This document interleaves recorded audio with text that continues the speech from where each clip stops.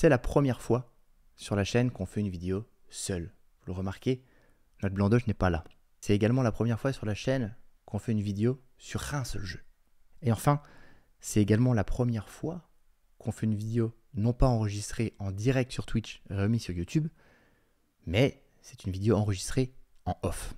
Et si autant de conditions inédites sont réunies sur une seule vidéo, c'est que ça devait bien être pour une situation exceptionnelle. En effet, aujourd'hui, c'est un jeu tout particulier que j'ai envie de vous présenter. Je vais vous parler aujourd'hui de Emblem.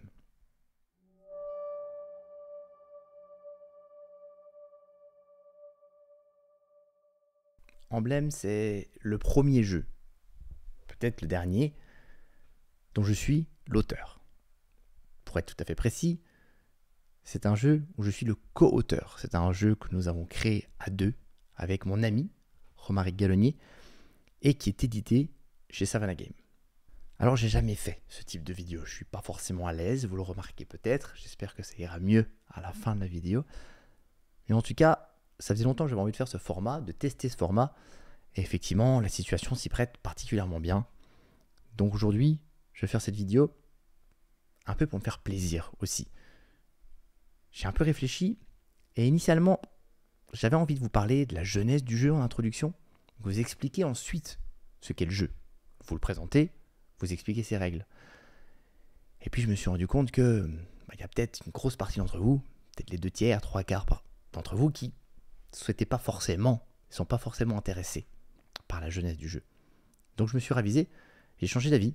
Donc je vais commencer par vous expliquer les règles, par vous présenter le jeu, et ensuite, et seulement ensuite, pour ceux qui restent, je vous expliquerai ce qui moi me fait plaisir, ce que j'ai envie de partager avec vous, c'est comment on en est arrivé à ce jeu. Du début à la fin. Alors, promis, j'essaye d'être le plus synthétique possible. C'est pas gagné, mais promis, j'essaye. Emblem est un jeu compétitif, tactique, fun, fourbe, où les joueurs et joueuses, que j'appellerai joueurs pour toute cette vidéo, ce sera plus simple pour moi, vont prendre le contrôle d'une famille et de son emblème pour conquérir les 3 territoires du royaume les plus influents, que sont le château, le village et le port. Pour ça, les joueurs vont placer judicieusement leurs cartes sur les différents lieux et gagneront des pièces d'or en fonction de leur position. À la fin de la 3e et dernière manche, le joueur qui aura récupéré le plus de pièces d'or accédera au trône. Pour la mise en place, on place déjà les 3 lieux dans l'ordre suivant. On place en premier le château, puis le village et le port. On place ces 3 cartes les unes au-dessus des autres. Il faut savoir que le jeu vient avec 3 sets de cartes, j'en parle un petit peu à la fin de la règle. Donc on vous conseille pour la première partie d'utiliser le set A, c'est la petite lettre qui est écrite en bas à droite des cartes. À titre informatif, les cartes et les lieux, il y a à chaque fois 3 récompenses dessus. Ces 3 récompenses, c'est le côté de la carte que vous allez utiliser à 3 et 4 joueurs, alors que vous utiliserez l'autre côté de la carte pour les parties à 5 joueurs où il y aura 4 places qui récupéreront des pièces d'or. Chaque joueur récupère ensuite ses 15 cartes à sa couleur. Elles sont numérotées de 1 à 15 et ont chacune un effet en fonction de leur valeur, identique pour chaque joueur. Le jeu est totalement symétrique. On retrouve donc sur chaque carte sa valeur, son nom, son emblème, sa couleur, son type d'effet et l'effet en question. Les effets, justement, ils vont être de 2 types. On va avoir l'effet immédiat qui, comme son nom l'indique, sera appliqué immédiatement au moment où le joueur joue sa carte pendant son tour. On en reparlera quand on va détailler les règles. Le deuxième effet que l'on va retrouver, c'est l'effet fin de manche, comme son nom l'indique encore.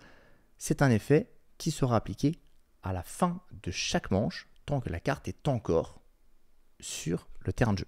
Les joueurs mélangent alors leur paquet et piochent 6 cartes, quelle que soit la configuration de joueur. On va trouver également dans la boîte des pièces d'or. Et pour commencer, chacun des joueurs va commencer avec 3 pièces. Et enfin, le premier joueur, il est où? Mais il est où? Il est là. Et enfin, le premier joueur, attribué aléatoirement par la méthode de votre choix, ou par défaut le plus fourbe d'entre vous, récupère la petite épée qui sera donc le pion premier joueur. On peut du coup commencer la partie. Le jeu va se jouer en 3 manches. À la fin de chaque manche, il va y avoir un décompte de pièces. Chaque manche va être divisée en plusieurs tours. En gros, un tour, c'est chaque joueur qui va jouer une carte. En fonction du nombre de joueurs, ces tours, ce nombre de cartes jouées par manche ne sera pas les mêmes. À 3 joueurs, chaque joueur jouera 4 cartes par manche, alors qu'à 4 et 5 joueurs, chaque joueur ne jouera que 3 cartes par manche. Ce qui veut dire qu'à 3 joueurs, il va y avoir 12 cartes qui vont jouer en tout, alors qu'à 4 et 5 joueurs, vous allez jouer que 9 cartes sur votre paquet de 15. Je ne sais pas pourquoi je parle comme ça. Pour cette vidéo, on prendra l'exemple à chaque fois de 4 joueurs, avec chaque joueur ayant donc 3 cartes à jouer par manche. Au début de chaque tour, chaque joueur va sélectionner une carte de sa main et va la poser face cachée devant lui. Une fois que tous les joueurs ont sélectionné et posé leur carte, le premier joueur va révéler sa carte et va pouvoir la jouer dans un des 3 lieux. Il va donc la placer dans le lieu sélectionné et va réaliser l'effet le cas échéant. Chaque joueur va donc faire la même chose et va placer sa carte sur un des 3 lieux. Comment on va placer notre carte? Si le lieu est libre, la carte est placée devant le lieu. Par contre, si une carte a déjà été jouée, la carte que nous allons jouer va être placée de manière décroissante sur le lieu par rapport aux cartes déjà présentes. Prenons un exemple, je suis le 3e joueur du premier tour de la première manche, il y a donc 2 cartes qui ont été placées par les joueurs avant moi, et j'ai envie de jouer la voleuse.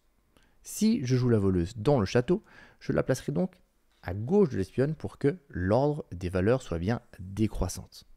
Si je veux le placer dans le port, à l'inverse, je la jouerai à droite de la princesse. Dans les 2 cas, j'appliquerai l'effet de la voleuse. Je volerai donc 2 pièces ou au joueur vert ou au joueur bleu. Attention, si le joueur joue une carte d'une valeur qui a déjà été jouée sur le lieu où il veut jouer la carte, dans ce cas, le joueur choisit s'il la met à gauche ou à droite. Dans cet exemple, je veux jouer le stratège, je peux la placer ou à gauche dans le village ou à droite. Lorsque chaque joueur a joué la carte qu'il avait sélectionnée, dès que tous les joueurs ont joué une carte pendant leur tour, le premier joueur passe le jeton à son voisin de gauche et on refait un tour exactement de la même manière, sauf que cette fois-ci, c'est le nouveau premier joueur qui révélera sa carte en premier. On va donc faire 3 ou 4 tours en fonction du nombre de joueurs. Dans notre exemple, on a dit que nous étions 4 joueurs, nous allons donc jouer chacun 3 cartes. Et une fois que c'est terminé, on va pouvoir arriver au décompte de fin de manche. Lors de la phase de fin de manche, on va regarder un lieu l'un après l'autre. Dans chacun des lieux, on va faire 2 choses. La première, on va regarder les effets de fin de manche des cartes concernées. Donc toutes les cartes qui ont un effet fin de manche sur le lieu, on applique leur effet. Deuxième chose, on va regarder la position de chacune des cartes dans chacun des lieux et on va leur attribuer des récompenses en fonction de leur position. Évidemment, les récompenses dans chacun des lieux ne seront pas les mêmes. On va regarder pour chaque lieu les cartes qui sont les plus à gauche et on va leur attribuer des points en fonction de leur position.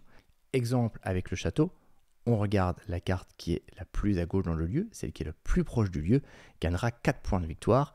La carte en deuxième position 3, la carte en troisième 1. Pour le village, ce sera 1, 3, 4 respectivement pour la première, deuxième et troisième place. Et pour le port, ce sera 2, 4 et 2 points. Une fois toutes les récompenses attribuées, chaque carte concernée par une récompense de position sera défaussée. Les autres cartes, elles, restent en place pour la manche suivante et sont replacées à proximité du lieu. On prépare ensuite la prochaine manche. Chaque joueur va piocher des cartes pour en avoir de nouveau 6 en main. Donc ici, à 4 joueurs, je repioche donc 3 cartes. J'ai donc conservé les 3 cartes qui me restaient de la manche précédente. J'ai donc mes 6 nouvelles cartes pour commencer la manche suivante. On déplace également le jeton premier joueur au joueur de gauche et c'est parti, on peut lancer la manche d'après. On recommence alors une deuxième manche et une troisième manche exactement de la même manière. À la fin du dernier décompte de la troisième manche, le joueur avec le plus de pièces d'or remporte la partie. S'il y a une égalité, c'est le joueur le plus proche du premier joueur, en comptant le premier joueur, qui remporte cette égalité. Allez, pour que ce soit plus simple à comprendre, voyons un exemple. On va imaginer un décompte de points à la fin d'une deuxième manche. On commence donc sur le premier lieu, le château. On regarde les effets de fin de manche. L'espionne gagne 2 pièces si elle est la seule carte de ce joueur dans ce lieu. Ce n'est pas le cas, il y a une autre carte bleue. L'espionne ne gagne donc pas ces 2 pièces. Ensuite, on regarde leur position. Le joueur jaune est le plus à gauche, il gagne donc 4 pièces sur le château. Le joueur bleu est positionné ici pour 3 pièces et une autre pièce pour le joueur bleu pour 1 pièce. Le joueur jaune gagne donc 4 pièces, le joueur bleu 3 plus 1, 4 pièces. Pour le village, aucun effet de fin de manche, on peut commencer directement à regarder les positions. Le garde, le joueur rouge, gagne une pièce. Le joueur bleu gagne 3 pièces. Et enfin, le joueur rouge gagne également 4 pièces. Le joueur rouge aura donc gagné 5 pièces et le bleu 3.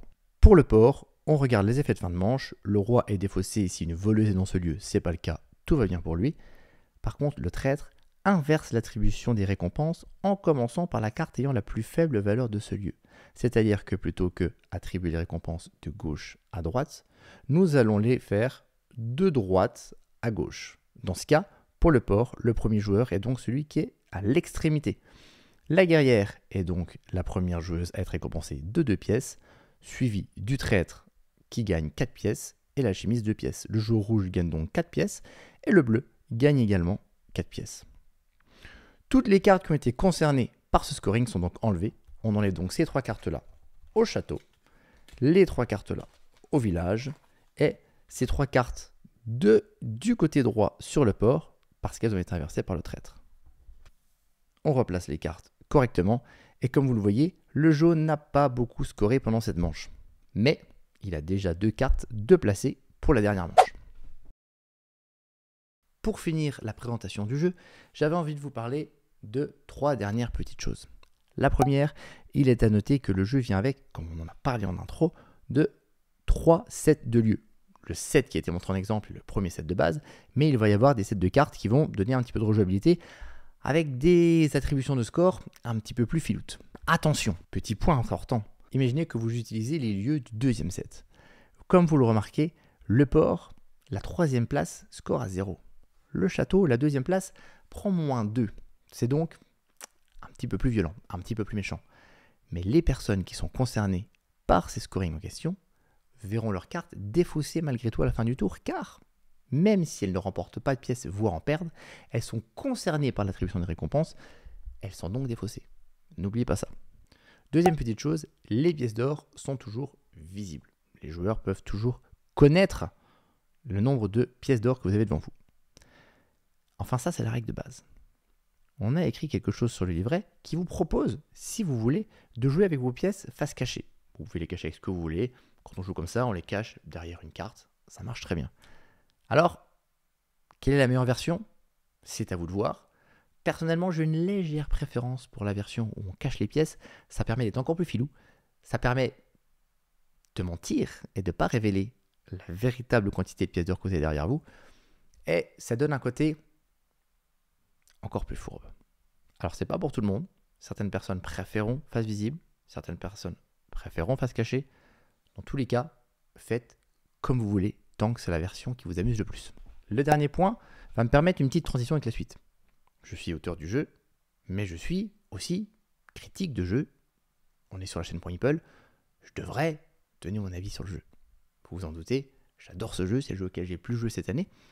Mais en tant que joueur, j'ai une préférence pour les configurations à 3 et 4 joueurs. Le jeu fonctionne très bien 5 joueurs, mais le côté aléatoire est un petit peu plus prononcé. Il faut savoir que, avec Romaric, on a cherché à trouver un équilibre entre tactique et fun. Je vous en parle juste après. Et la version 5 joueurs, le curseur est un peu plus du côté aléatoire et fun que côté tactique. Voilà donc une présentation assez complète des règles du jeu. J'espère que tout a été clair. Je répète, c'est la première fois que je fais ça sur ce format, avec les petits montages, incrustations. Je ne sais pas encore ce que je vais faire au moment où j'enregistre, j'espère que ce sera bien. Et je vais du coup maintenant pouvoir vous parler de la genèse du jeu, de comment le jeu est né. Et justement, ce fameux curseur d'équilibre entre fun et tactique, ça a été quand même un point primordial. Bref, je vais vous parler de tout ça dans la deuxième partie de la vidéo.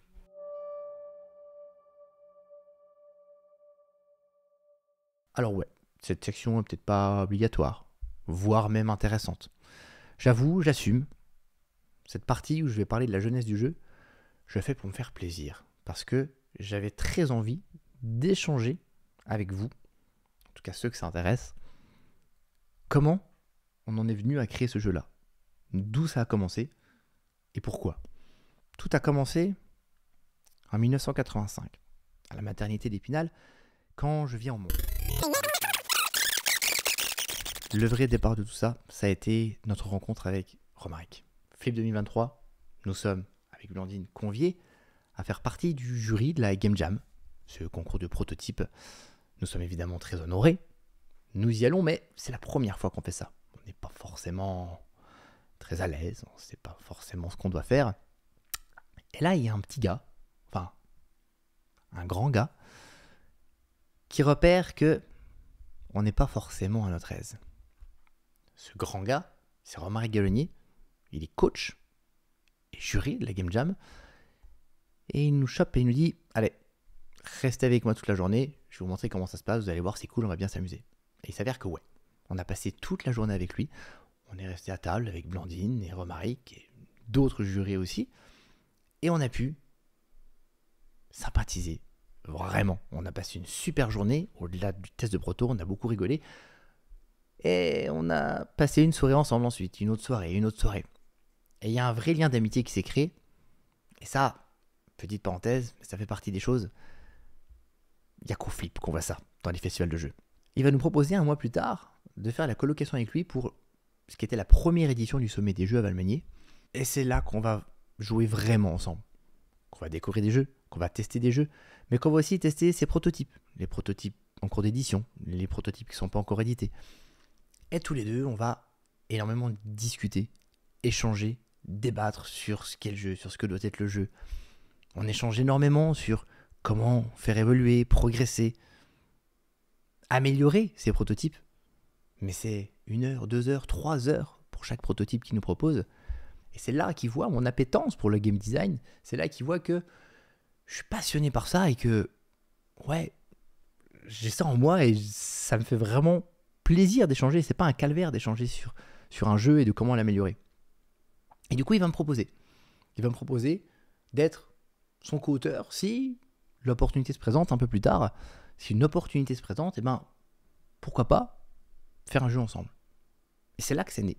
L'idée est née à ce moment-là, au sommet des jeux 2023. Une fois que l'idée était là, j'ai pu lui parler un petit peu plus en profondeur de mes prototypes, ou plutôt mes prototypes, mes idées quoi. Et grâce à ça, il a pu, je crois, avoir une idée de quel type d'auteur je pourrais être et j'aimerais être. Du coup, quelques mois plus tard, il me contacte avec l'idée d'un jeu de cartes avec des numéros, des effets, 3 lieux sur lesquels on pourrait placer des cartes avec des récompenses en fin de manche en fonction de la position sur les cartes de ces lieux. En gros, ouais, l'idée de base, elle était déjà là, quoi. Du coup, on teste. Et il me propose de s'associer avec lui pour optimiser le jeu, pour rééquilibrer le jeu, pour lui trouver un thème, au moins provisoire, et lui trouver une orientation claire. Parce que, ouais, Romaric, c'est un auteur d'expérience, c'est un auteur de talent, mais il a l'habitude de faire beaucoup de jeux simples, et c'est pas un gros mot, des jeux plutôt accessibles, avec un public familial en général. Et je sens que là, il a envie de sortir un petit peu de sa zone de confort. Et je crois, Romaric, tu me répondras en message, je crois que c'est une des raisons pour lesquelles il a voulu, il m'a proposé de faire ce jeu avec lui, c'est parce que ça lui permettait de sortir de sa zone avec mes idées à moi qui étaient peut-être un peu plus tactiques, peut-être un petit peu plus initiées que ce qu'il a l'habitude de faire. Et en plus, j'ai cru comprendre qu'il voulait en faire un jeu un peu fourbe. C'était pour moi, quoi. Donc évidemment, j'ai accepté cette collaboration avec un grand plaisir et un grand honneur. Et bien, c'était parti. On a commencé à bosser dessus. Fun fact, je ne suis que numéro 10 de son aveu lui-même sur la liste de ses co-auteurs préférés. Alors si vous aussi, vous êtes comme parmi tant d'autres co-auteurs de Romaric, n'hésitez pas à lui demander votre numéro. J'apporte donc mon expérience de joueur et mon style en proposant des changements assez importants sur les effets de cartes. Il faut qu'il y ait un petit peu plus de dilemme, il faut que ce soit un petit peu plus stratégique. Dans les premières versions du jeu, il était tellement tactique qu'on envisageait même d'en faire un jeu 2 joueurs. C'était une des configurations qui fonctionnait le mieux. Pour comprendre le côté tactique des cartes qu'on avait à l'époque, je vais vous donner un exemple. Il y avait une carte que j'aimais beaucoup. On était à l'époque sur un thème Seigneur des Anneaux, Heroic Fantasy, avec des elfes, des nains, des humains, des hobbits. Et il y avait une carte qui s'appelle Conciliateur. Pour réussir à gagner des pièces à la fin de la manche, il fallait que le conciliateur soit pile situé entre un nain et un elfe. Ceux qui ont la ref comprendront. Et c'est vrai que c'était assez difficile à mettre en place. Et initialement, c'était plutôt ce qui me plaisait. Et c'est d'ailleurs à partir du moment où on a thématisé le jeu sur ce thème un petit peu Heroic Fantasy, ça associé à la mécanique, c'est là que le premier nom de code du jeu est sorti.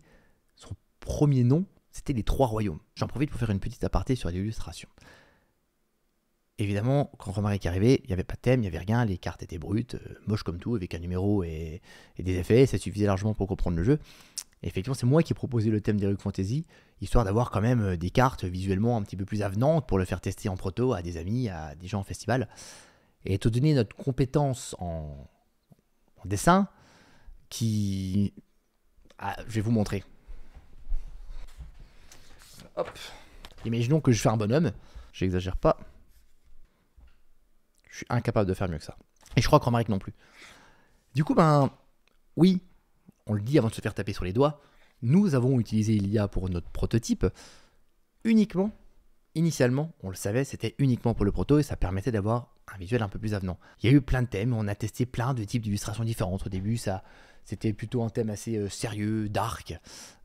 Finalement, on est parti après sur un thème un petit peu plus cartoonesque.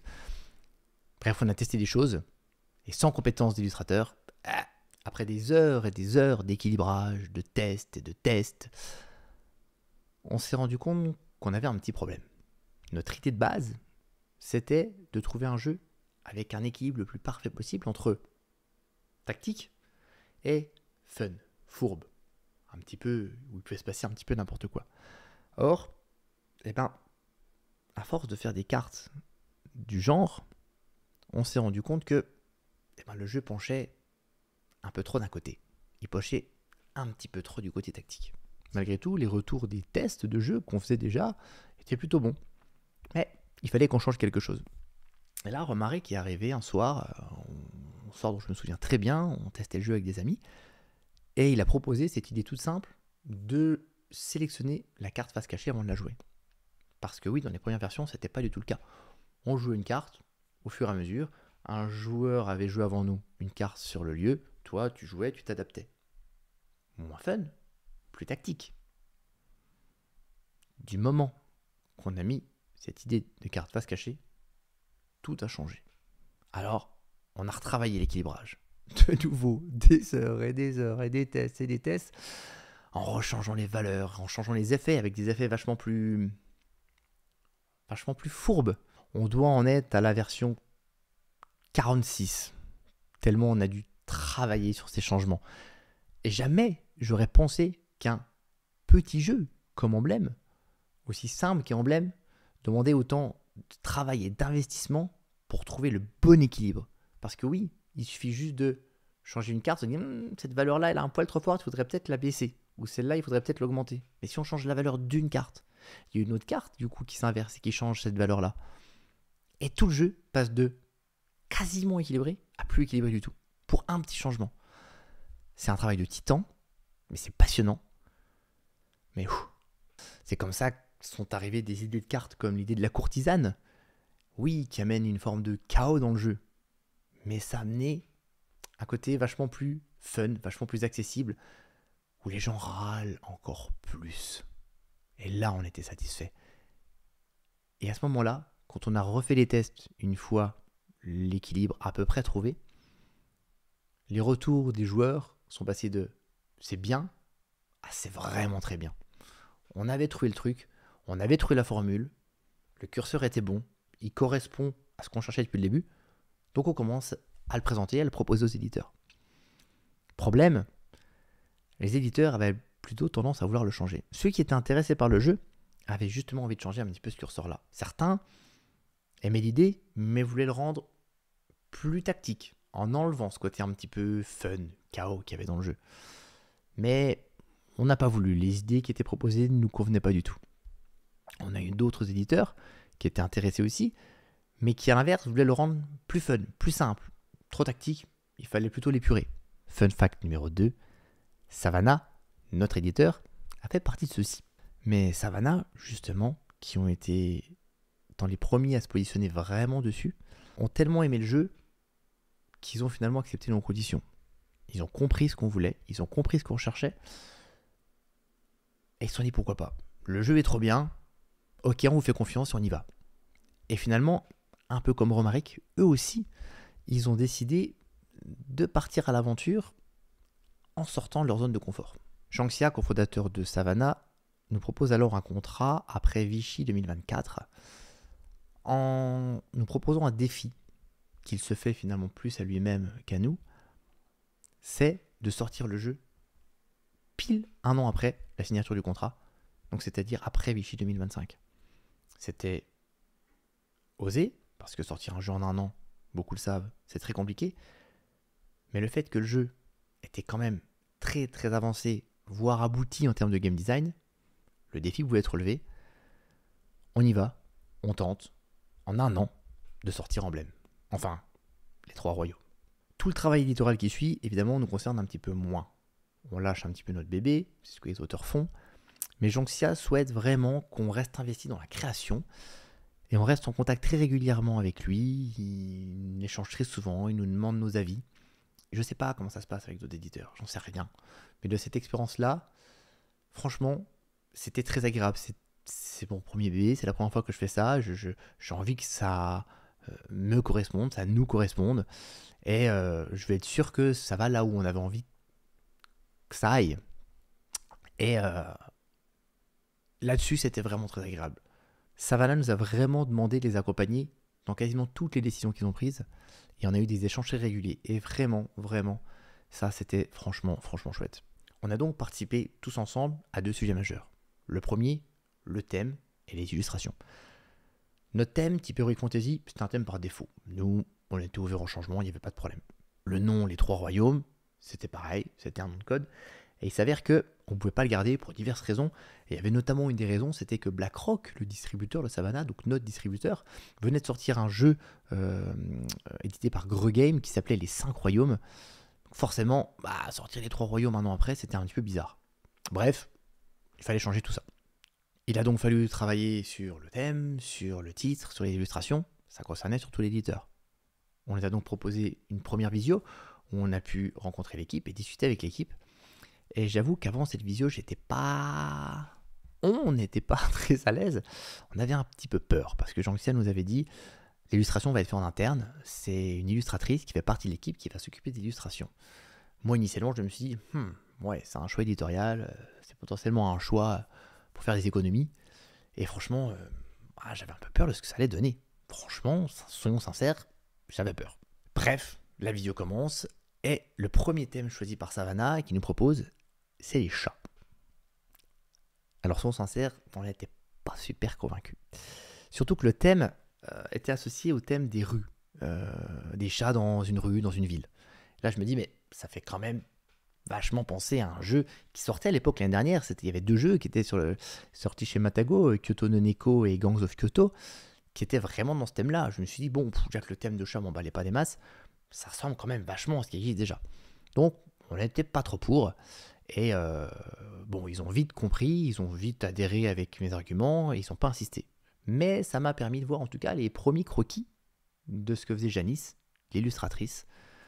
Et je me suis dit, il y a quand même une petite patte. Je ne sais pas ce que ça va donner après, mais en tout cas, c'est une vraie illustratrice. Finalement, c'est un choix assez classique qui a été choisi. Le thème que vous connaissez, un thème sur la royauté, les clans, etc. Et puis, on a fait une autre visio où, du coup, Janice a pu nous montrer les premières illustrations de ce qu'allait être les illustrations définitives. On était sur 80% de ce que c'était au final. Il y a eu quelques petits changements, mais en gros, on avait déjà quasiment ce qu'allait être le jeu. Et quel soulagement, parce que franchement, on était trop contents, c'est beau. Et Janice a fait un super taf. Et moi, j'étais déjà super rassuré à ce moment-là. Et je commençais à me dire, cool, le jeu, en plus d'avoir confiance dans notre mécanique, en plus, il va être beau. On était contents. Le deuxième sujet, qui a été un souci majeur jusqu'à la dernière ligne droite du jeu, ça a été de trouver le titre. Comme on vous l'a dit, il fallait qu'on change les 3 royaumes, c'était de toute façon qu'un nom de code, et on a beaucoup brainstormé toute l'équipe pour trouver le bon titre. Et c'est vrai que c'était pas évident. Alors, je vous passe les détails, je vais pas vous donner des exemples des noms qui ont été trouvés parce que franchement, c'était pas bon que ce soit moi, Romaric, l'équipe, on n'arrivait pas. Et moi, j'avais plutôt tendance à vouloir trouver un titre type jeu de mots. J'aime bien les jeux de mots bien pourris. Et Jean-Christophe m'a expliqué que ben ouais, mais le problème c'est que c'est un jeu qui a vocation de s'exporter à l'étranger et un jeu de mots à l'étranger ça marche pas. J'ai vite compris, j'ai vite un peu abandonné l'idée, un peu déçu. Mais il faut être pragmatique et c'était pas possible. Savannah de leur côté avait plutôt tendance à vouloir un nom de jeu court, un mot, deux mots, grand max, clair, concis, impactant. On a cherché, on trouvait pas. Cannes arrive. Cannes devait être la première présentation publique du jeu en version prototype et on n'avait pas de nom. Une semaine avant Cannes, on n'a pas de nom. On fait une visio et on réfléchit. Il faut vraiment qu'on trouve un truc au moins provisoire. Et c'est là que le jeu s'appelle Place au Roi. Et après un retour très bon du public sur le jeu après Cannes, Savannah avait distribué un questionnaire pour le retour des gens, des joueurs. Le retour sur le titre, c'était unanime, c'est nul, faut pas faire ça. Donc, c'est reparti. On a brainstormé et c'était vraiment, vraiment compliqué. Jusqu'à ce que Savannah, sur la dernière ligne droite, enfin je veux dire, je sais plus, quelques semaines avant le print, trouve cette idée d'emblème. Il y a eu d'autres idées de titres, mais il y a eu des problèmes légaux avec des jeux ou des licences qui existaient. Bref, je vous invite d'ailleurs à regarder, il y a eu une vidéo faite par Amazon, tournée par Amazon, sur Savannah. Je vous mettrai le lien en commentaire. Et dans cette vidéo-là, notamment, on les voit pas mal réfléchir et avancer sur Emblem. Et ils parlent à un moment de ce moment-là, ce gros défi qu'est le titre. Et bref, ils arrivent avec cette idée d'Emblem en disant le nom est simple, la traduction va être ultra simple. Emblem en anglais, c'est emblème sans E. C'est un mot qui est un petit peu dans cette époque un peu médiévale qui correspond totalement. Et c'est en plus un mot qui n'a jamais vraiment été utilisé dans les jeux de société. Donc relativement inédit. C'était bon, on avait trouvé. Franchement, c'était quand même un gros soulagement parce qu'on se dit mais c'est pas possible, on n'a pas de nom, comment on va faire et je crois que ça colle bien. Je sais pas ce que vous en pensez, mais le nom est chouette et ça va bien avec la boîte. Donc franchement, bon, sur le rush de fin, il y a des décisions importantes qui ont dû être prises et des fois chaque partie, c'est-à-dire que l'édition ou nous auteurs avions plutôt des avis qui étaient, on n'avait pas forcément le même sur tout. Et on a finalement décidé de se faire confiance, d'un sens ou dans l'autre, pour des décisions qui devaient être prises là. Et il y a des fois où ils nous ont fait confiance, il y a des trucs qu'on n'a pas voulu lâcher, on a dit non, on veut garder ça comme ça. D'autres choses, ils ont dit non, croyez-nous, c'est ça qu'il faut faire pour que ça soit mieux. Et on leur a fait confiance aussi. Et je crois vraiment que dans les deux sens, on a à chaque fois fait le bon choix. Et il y a une vraie cohésion de travail. Je peux vous donner un exemple tout simple, dans à la toute fin, une des dernières choses qu'on a fait, c'est notamment changer l'ordre de lecture sur les lieux. À la base, les lieux étaient faits de manière croissante sur les lieux. On les lisait de manière croissante. Ça marchait bien, c'est ce que je préférais. Et le problème, c'est que c'est vrai qu'il nous arrivait, quand on testait le jeu, que les gens ne comprenaient pas comment scorer sur les lieux. On avait essayé de faire pas mal de cartes, pas mal de visuels différents pour les cartes lieux quand on a fait les protos. Il n'y avait rien qui marchait dans le sens qui était unanime, qui fonctionnait à chaque fois. Et au final, Savannah nous propose, sur cette dernière ligne droite, d'inverser et de placer les cartes de manière décroissante. Moi, honnêtement, au début, j'ai fait un peu mon boudin, parce que j'avais pas envie, je trouvais ça pas bien. Et on m'explique, et Romaric était d'accord, que en termes d'appréciation de lecture et de simplicité de compréhension, c'était le mieux à faire. J'ai accepté ça, on est parti là-dessus, et il s'avère qu'ils avaient raison. Depuis qu'on le joue dans ce sens-là, tout le monde comprend comment on lit le score, et c'était le bon choix, et c'était la chose à faire. C'est cool de travailler en équipe. Bon, petite parenthèse, je suis vachement plus à l'aise là. Au début, je ne sais pas si vous voyez pendant les règles, j'essaie de lire les textes. Je suis pas bon dans cet exercice-là. Là, ça y est, je suis plus à l'aise, j'improvise mes phrases, c'est vachement plus sympa. Mais c'est dommage, c'est la fin de la vidéo qui arrive. Je vais pas la retourner pour autant. Mais cette vidéo est déjà, je pense, beaucoup trop longue. L'idée, c'était pas de vous faire une jeunesse qui dure 3 quarts d'heure, 1 heure. J'aurais pu. Il y avait plein de choses, il y a plein de détails que j'avais envie de vous raconter. Je peux pas tout faire, je peux pas tout raconter. La vidéo peut pas durer 2 heures. Je pense que je suis passé sur le plus important, les petits éléments que j'avais le plus envie de raconter. La rencontre avec Romaric, la signature avec Savannah, tout ça, tout ça. Mais voilà, le jeu sort, ça y est, c'est une nouvelle étape qui commence. Et alors peut-être que j'ai raconté trop de choses, j'ai pas été assez synthétique, j'y suis allé comme d'habitude. Mais en tout cas, ça m'a fait plaisir de vous raconter tout ça. N'hésitez pas à me mettre en commentaire si vous trouvez ce que j'ai dit c'était intéressant, c'était inutile, c'était chiant, c'était trop long comme d'habitude. Bon, en tout cas, je suis content de faire ça. Et voilà, la suite, c'est la sortie du jeu. On espère qu'il va y avoir le succès. Et pour finir la vidéo, forcément, il faut passer aux traditionnels remerciements qui vont être évidents. Alors évidemment, la première personne que je remercie, c'est évidemment Romaric, sans qui j'aurais pas pu faire cette aventure-là. Et je pouvais pas rêver mieux comme première expérience de jeu, de création de jeu, que quelqu'un comme lui, que ce soit en tant qu'auteur expérimenté, mais aussi en tant que personne. C'est un gars super.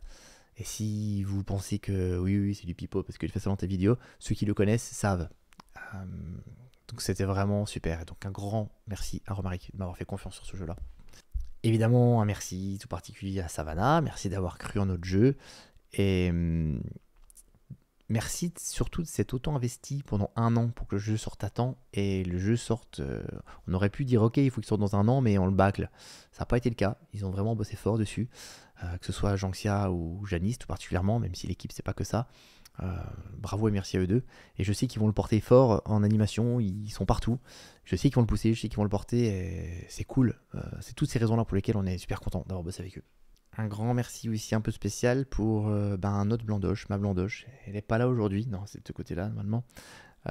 Mais c'est pareil, sans elle et sans son soutien constant, je sais pas, est-ce que je serais allé jusqu'au bout de cette aventure, proposer le jeu et avoir confiance en moi, avoir confiance dans ce que j'essaie de faire, parce que j'ai plein d'idées farfelues, vous les connaissez pas toutes, et elle est toujours là pour nous soutenir quand il faut, quand elle pense que c'est quelque chose de bien.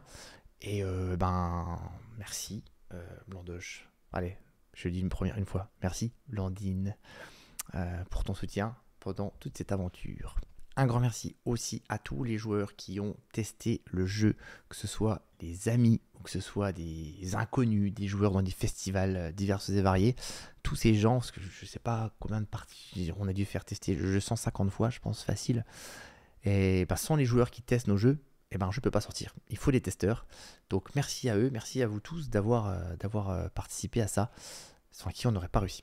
Et pour finir, un remerciement tout aussi important à la communauté ProMeeple, à vous, qui est aussi petite qu'elle est super, qu'elle est fidèle, qu'elle est bienveillante, sans qui, que ce soit les projets ProMeeple ou les projets perso comme ça, peut-être n'arriverait pas au bout non plus, parce que vous avez toujours été là pour nous soutenir, vous avez toujours été là pour dire « mais vous êtes légitime, il faut croire en ce que vous faites ».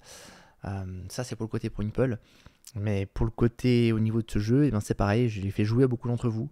Il y a toujours eu un soutien, une hype, vous m'avez toujours donné d'énergie pour continuer avec une forme de vous étiez un peu fier, presque, comme un copain ou un grand frère ou un petit frère plutôt, qui a réussi à faire un jeu.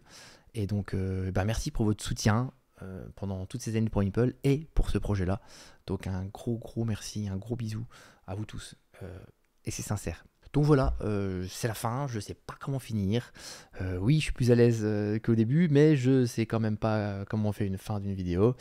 Je crois que la seule chose que je peux vous dire, c'est vous souhaiter, c'est de vous amuser avec Emblem autant que j'ai pris plaisir à le faire. Et puis, ouais, c'est un jeu fourbe. Ouais, c'est un jeu où on râle. Mais c'est bien de jouer comme ça. À tous les joueurs là. C'est ça ma conclusion, j'ai trouvé. À tous les joueurs qui ne comprennent pas les gens qui râlent, ou qui disent mais pourquoi vous râlez? C'est comme ça qu'on aime vraiment un jeu. C'est comme ça qu'on passe un vrai bon moment autour d'une table, autour d'un jeu. Il faut râler, c'est bon de râler. Alors, allez-y, c'est le jeu parfait pour ça. Amusez-vous en râlant. Et à chaque fois vous vous dites « Ah la vache, le bâtard », pensez à moi. Des bisous, bon jeu.